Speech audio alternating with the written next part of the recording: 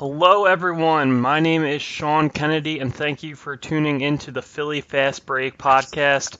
On the line with me is our NFL handicapper, Dan Erda. He is coming off a 4-0 week, so we're going to talk to him about that and what he likes for the upcoming Week 7 slate in the NFL.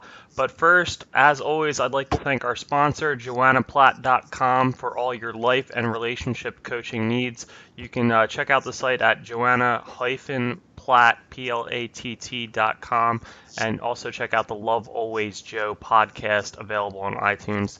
Thank you very much to them for sponsoring the episode, and now let's get talking to Dan here.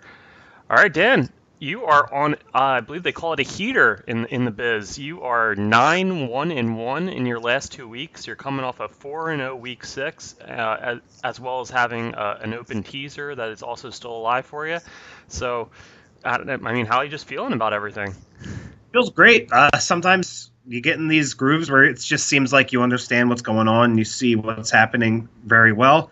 The important thing is to continue to be smart about it. Don't change anything you're doing. And, of course, don't bet any more games because you think you're infallible because, you know, there's 4-0 weeks are great, but there could be an 0-4, 0-5 week if you're not careful. That's right. Always stay disciplined. Just because you're on a good run doesn't mean you should throw your kind of strategies and your baselines for what you're making your plays with. Don't just toss them aside and start throwing extra plays on the board just because you feel good about yourself. That's always important to remember. A lot of people talk about that when they're in a bad stretch and they say, yeah, don't just suddenly bet the Monday night game because you want to make up your losses. But the flip side of that is also true. Just because you're winning a lot, don't think, oh, I won, I have like extra money, I'll bet this too. Don't just do that either. Kind of works both ways. So, yeah, 4-0 last week.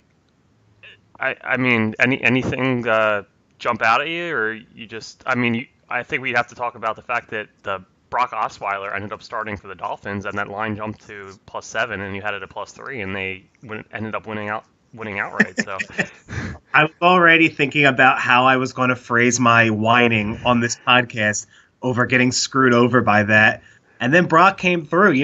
Brock Osweiler has made his first career start with 3 separate teams against the Bears, and he's 3-0 in those games. Man, maybe somebody in the NFC North should sign him. He can just play Chicago twice a year. Or the Bears should just sign him so he can't beat them anymore. Get your backup. There you go. Maybe just a third stringer. That's worth it itself. I mean, what good is a third stringer really? But if you sign Brock, that's one less loss they'll have each year, so that'd be good.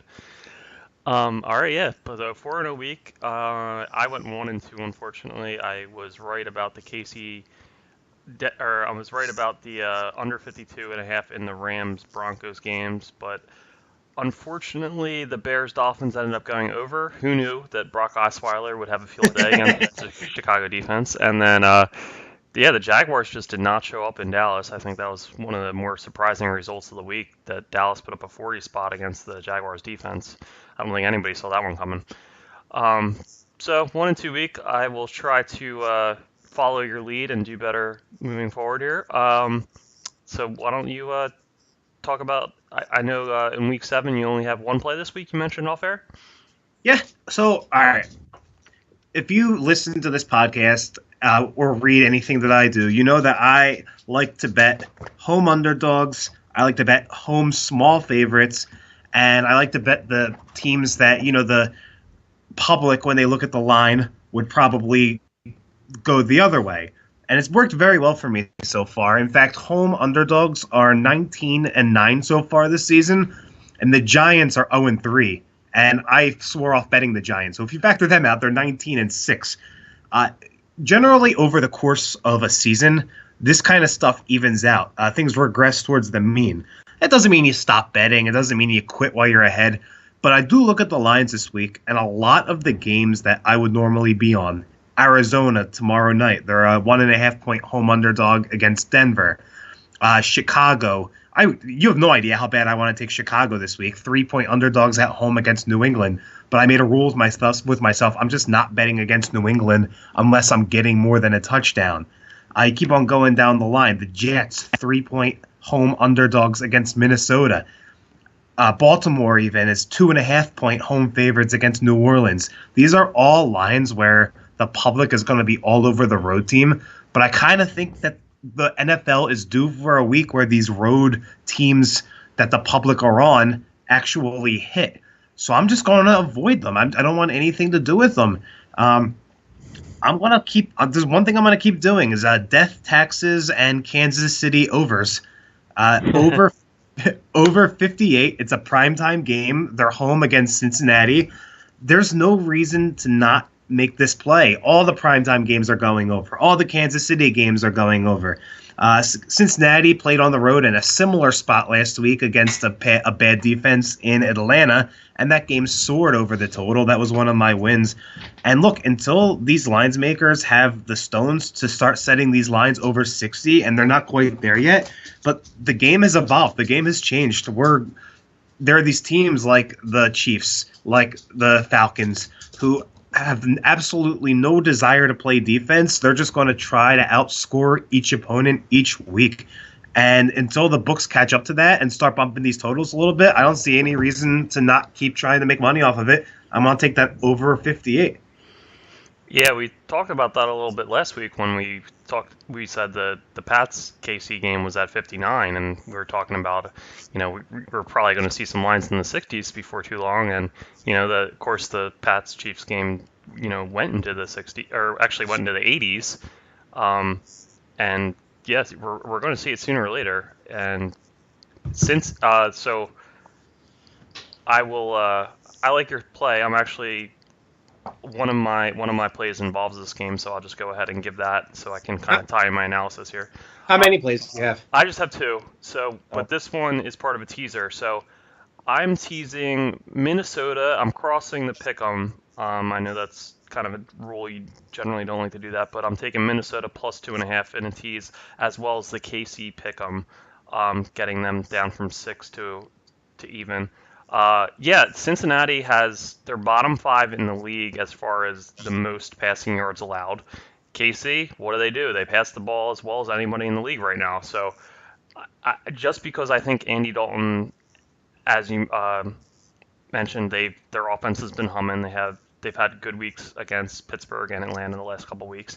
So I think they could potentially stay in this game and maybe a backdoor cover. So I don't like it with the 6, but I like them down to a pick 'em because I think Casey at home, coming off a loss, I just don't see them losing this one here.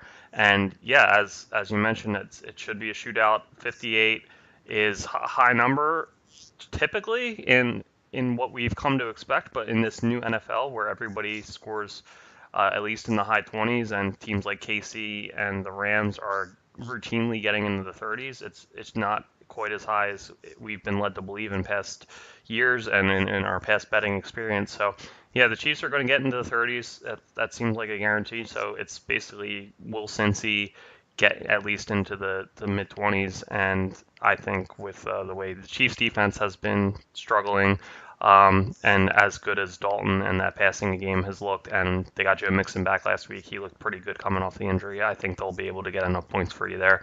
But I like KC just to win this game, so I'm teasing them down to a pick 'em. As far as the other half of that teaser with Minnesota, I just think they're the far superior team to the Jets. I know the Jets are coming off 2 straight wins, also at home, but that was against Indy and Denver, 2 teams who I don't think very highly of. I think Minnesota's just in a different class because they're on the road.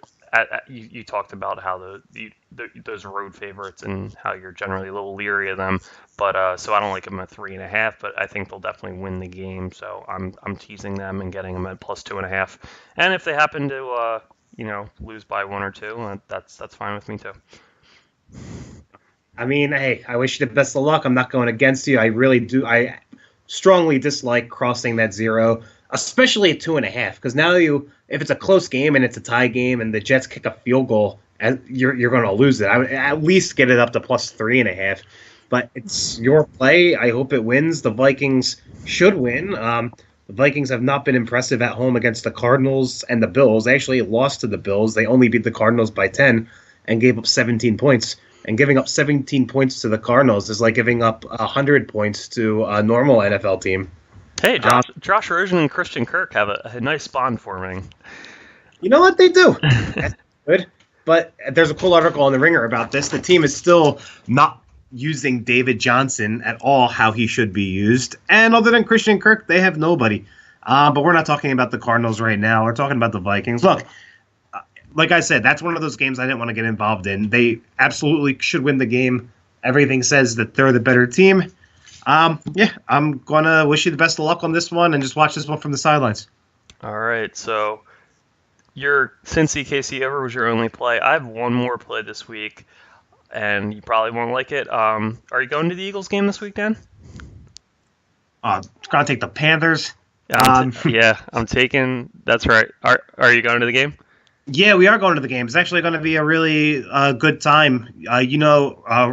Our buddy Eric, his friend from college, Justin, who lives in Carolina, is coming down to Philly to go, and they're coming to the game too. Very nice. Well, I do hope the Eagles win, and you get to, celebrate in front of Justin, who's the Panthers fan. But I am taking Carolina +5 this week. This worked out for me 2 weeks ago when I took Minnesota when they were in Philly, and I feel great that the Eagles played really well against the Giants last week, but I think that was more to do with the Giants being an absolute train wreck right now than the Eagles having righted the ship or anything of that nature. And I think that Carolina's coming off a bad loss to Washington. They didn't look great. I think they'll kind of refocus after that one. I think they're a good enough team to keep this one close. They have a good defense, and as well as the offensive line played against the Giants last week, I'm still very concerned about them. And now we got Jason Peters has the biceps injury, and they, on the whole, they haven't looked good on the season. So I don't know. I think Carolina keeps this one close. I think 5's way too high. I think they're giving the Eagles a little bit too much credit just because they looked good against the Giants a week ago, last Thursday. So I don't know. I think 5's too high. I'm taking Carolina here. I think they're, at the very least, a solid team that should be able to keep this one close, even with the Eagles being at home. That's fine. I have no problem with it. I hope the Eagles come out and win by 30 to make it a more enjoyable experience, but I see where you're coming from. The one thing, you want to give the Eagles zero credit for going into New York and destroying them and saying the Giants are a train wreck. I completely agree. After I lost a couple weeks ago, I swore off of betting on the Giants. Like, no matter what, I will not be taking them all year. I think they stink. I think they're a mess. But the Panthers almost lost to them in New York. It took a 62-yard field goal as a 63-yard field goal as time expired. That was a home game against the Giants. So the Giants came to Carolina and put up 31 on them. So if you want to talk about the Giants being a train wreck, that's fine. Let's not discount the fact that they scored at will against Carolina. Yeah, that's a good point. But I think that was kind of a last gasp for the Giants, and then after that was a very deflating loss for them. And then you had all the Odell stuff happen, which gets a little. I hate how the media has created this narrative that all the Giants' woes are stemmed from like Odell being a distraction in the last couple of weeks. I think that's overwrought as far as what's going on with the problems with that team.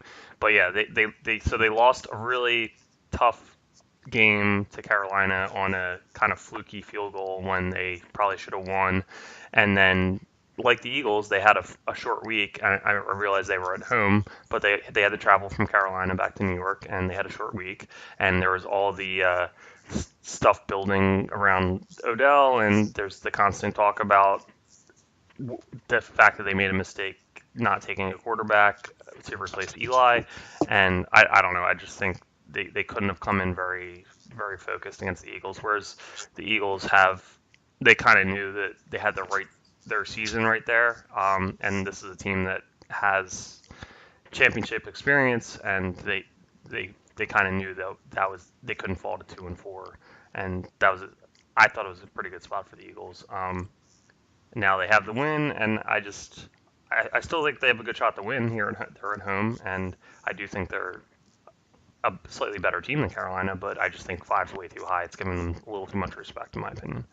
That's fine. And as people who've been doing this for a long time, we know that, like, I was kind of playing devil's advocate, but the transitive property is not a way to handicap games. You can't be like, oh, well, team A did this against team B, so that means that team C is going to, or team B is going to do this against team C. Like, it doesn't work like that.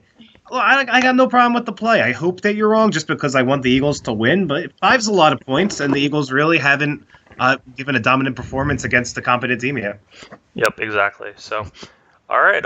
So pretty short slate for us this week, but as we mentioned earlier, just because you've got it going good doesn't mean you should go outside of your comfort zone and what you're seeing on the board for the week. So over 58 in the Cincinnati Kansas City game for you. I like Carolina +5, and I like a 2-team teaser with Minnesota +2.5 and Kansas City at a pick'em.